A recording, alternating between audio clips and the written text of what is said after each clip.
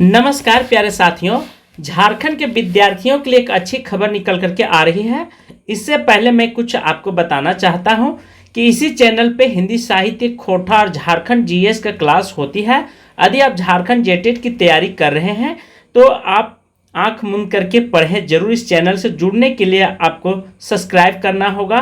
केवल 1 सेकेंड का काम है, इसमें कोई भी 1 रुपया खर्च होने वाली नहीं है। सीजीएल के नए अपडेट के साथ मैं आया हूं।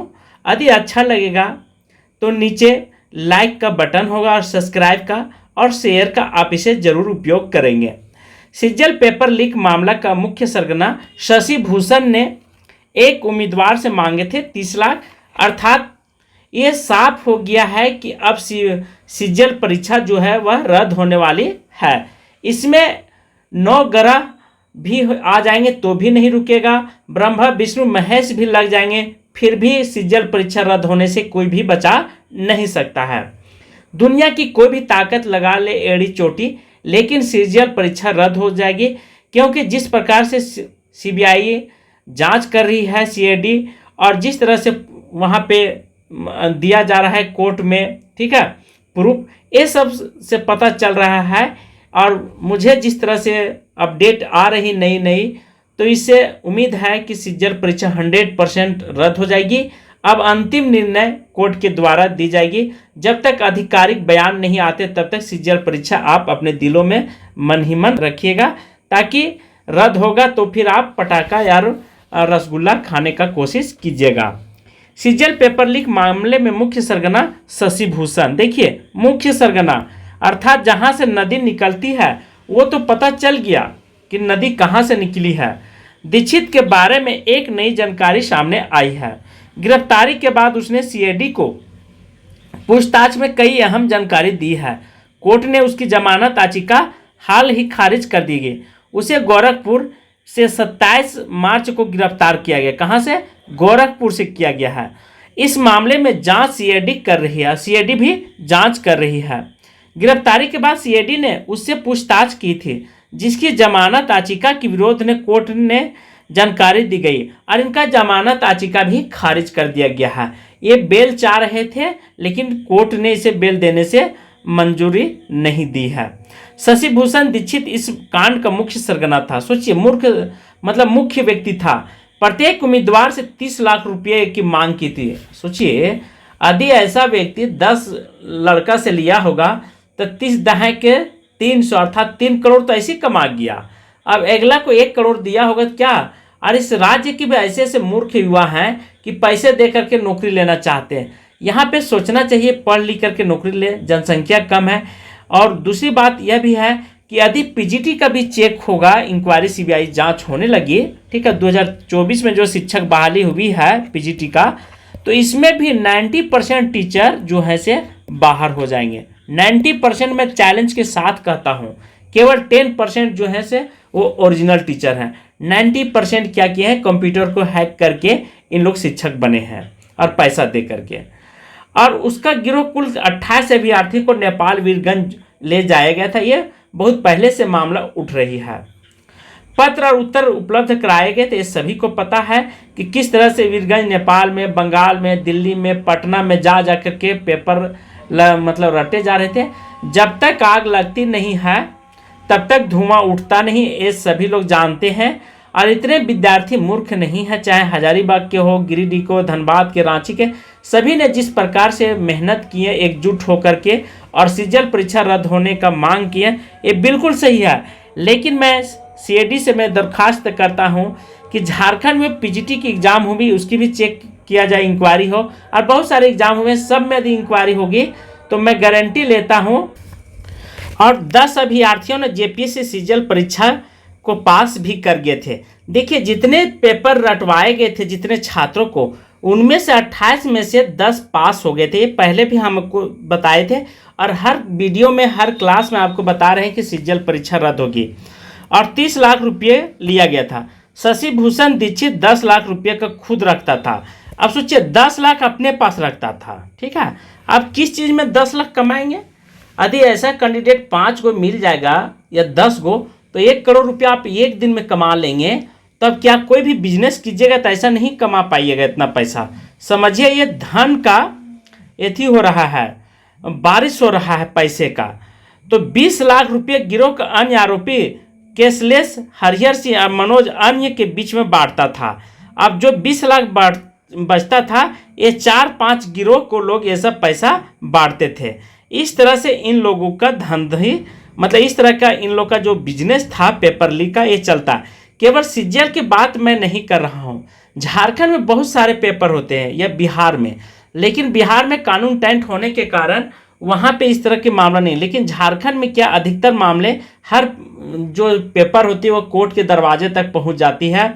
इसमें बहुत बड़ा दिक्कत हो जाती है, छात्रों के साथ हो रहा है और उनके अभिभावक के सपना चकनाचूर हो रहा है। कितने छात्र जो हैं से सुसाइड कर रहे हैं। तो इस पर सरकार के सोचना चाहिए और कड़ी से कड़ी नियम कानून बना करके एग्जाम को कंडक्ट करवाना चाहिए। सेकेंड, एक और अपडेट निकल करके आई है, इसे भी देखते हैं। दोस्तों, सभी को पता है कि असम राइफल के जवान और एजेंट ने रची थी साजिश, लेकिन ये सीबीआई केवल बचाने की कोशिश कर रही थी। लेकिन वास्तविक जो था दूध के दूध पानी के पानी, वो अब सामने आ गया है। एसआईटी को खुलासा, सीजीएल परीक्षा में जवान ने 28 कैंडिडेट थे। केवल ये 28 कैंडिडेट ही नहीं, बहुत सारे। देखिए, आग लगाने के लिए एक माचिस का तिल्ली ही काफ़ी होता है, ठीक है। वे पूरी दुनिया को चाहेगा तो जला सकता है। 2024 की सीजीएल परीक्षा में धांधली के एक बड़े मामले का खुलासा हुआ, जिससे बिहार के एजेंट कोसलेस उर्फ राहुल कथित तौर पर अभ्यर्थियों की परीक्षा से पहले प्रश्नों उत्तर रटवाए गए थे। मेरे गांव से भी बहुत सारे कैंडिडेट जो हैं से नेपाल गए थे। अब उनका जो है दिन में तारा दिखाई देने लगेगा। असम राइफल के जवान रामनिवास राय 28 छात्रों को सेट कराने की मदद की। उन्होंने नेपाल के वीरगंज ले जाकर के होटल में ठहरा गया था। यहाँ होटल के छात्रों को उत्तर रटवाए गए थे। यह होटल ठेकेदार मनोज कुमार ने उपलब्ध कराया गया था। मनोज के बैंक अकाउंट का प्रयोग पैसे के ट्रांजैक्शन के लिए किया गया था। यह जानकारी एसआईटी को जांच के दौरान आरोपी को बयान में मिली थी। छात्रों के प्रति व्यक्ति 1 लाख रुपये वसूले जाने की योजना तैयारी किया जा रहा था। देखिए, हर सीढ़ी पर पैसा का ही खेला था। चाहे आप नेपाल जाएं, दिल्ली जाएं, हर एजेंट का काम था, दलालों का काम था, बच्चों से, स्टूडेंट से, छात्रों से पैसा लेना और उनको पेपर मुहैया कराना। ये झारखंड का बिजनेस बन गया है। ऐसे केवल झारखंड का ही नहीं, गुजरात का भी, उत्तर प्रदेश में, ऐसे बिहार में, क्योंकि रोजगार बिहार में तो रोजगार मिल रही है, लेकिन झारखंड में न मिलने के कारण लोग क्या है, व्याकुल हैं। यही भारी संख्या में यदि वैकेंसी निकाली जाएगी तो इन दलालों के कौन पूछेगा, कुत्ता तक नहीं पूछेगा कि आप पेपर क्या करें। नहीं, केवल कड़ी कानून होनी चाहिए, सुव्यवस्था होना चाहिए, स्पष्ट तरीका होना चाहिए और हमेशा इन लोगों को बीच चौराहे पर ला करके इतना कोड़ा मारना चाहिए, डंडा मारना चाहिए कि दोबारा फिर कोई भी मुजरिम इस तरह की हरकतें न कर पाए। जानकारी एसआईटी को जांच के दौरान आरोपियों को बयान में मिले छात्रों के प्रति व्यक्ति 1 लाख रुपये वसूल जाने की योजना थी, लेकिन परीक्षा में धांधली को लेकर विवाद बढ़ने के बाद राशि नहीं मिल सकी। जैसे जैसे क्या हुआ कि ये गर्म ले लिया, ठीक है, अर्थात यह जो मामला था वह गर्म पकड़ते चला गया। तो वैसे वैसे क्या हुआ कि लोगों, विद्यार्थी का जो वादा किया हुआ था, दलालों के बीच में जो डील हुई थी, वह विद्यार्थी देने से वंचित हो गए। और इसी के बाद जो दलाल जो थे इन पर दबाव डालने लगे और पोल जो था वह खुलते चला गया। और इधर क्या हुआ कि विधानसभा में भी सीबीआई जांच करने का मुख्यमंत्री माननीय हेमंत सोरेन ने ऑर्डर दे दिए। तो इससे क्या हुआ कि दूध का दूध पानी का पानी इन लोग का जो दिल में था वो सामने आ गया है। तो बढ़ने लगा और बाद में पूरी राशि नहीं मिल सकी। और एसआईटी के जांच के दौरान यह भी पता चला है कि रामनिवास राय की मुलाकात वर्ष 2024 में कौशलेश उर्फ राहुल के साथ हुई थी। उस दौरान राहुल ने रामनिवास राय से कहा था कि झारखंड में वर्ष 2024 में सीजीएल की परीक्षा होने वाली है। इस परीक्षा में परीक्षार्थी को सफल कराने के लिए वह परीक्षा से पहले उत्तर का इंतजाम करवाया था। सोचिए कितना लंबी लोग का हाथ होती है।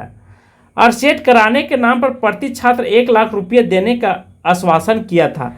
इसके बाद रामनिवास राय इस बात की जानकारी राम प्रवेश यादव और अन्य लोगों को दी थी। इसके बाद राम प्रवेश यादव 9 छात्र, IRB के जवान रोबिन कुमार 4 छात्र, अखिलेश कुमार, गौरव कुमार, कृष्ण से नहीं मिलकर के परीक्षार्थी के सेट पर किए गए थे, अर्थात परीक्षार्थियों को सेट किया गया था। शर्त यह था कि सभी परीक्षार्थी से पहले बाहर जाना होगा और इन प्रश्नों को उत्तर रटाए गए थे। अब नेपाल गया होगा तो एक दिन पहले गया होगा ताकि पुनः उन लोग रात में वहाँ चला गया होगा। इसके बाद 28 छात्रों को नेपाल के वीरगंज ले जाया गया था। वहाँ से लौटने के बाद सभी परीक्षार्थी 28 छात्र पास हो गए।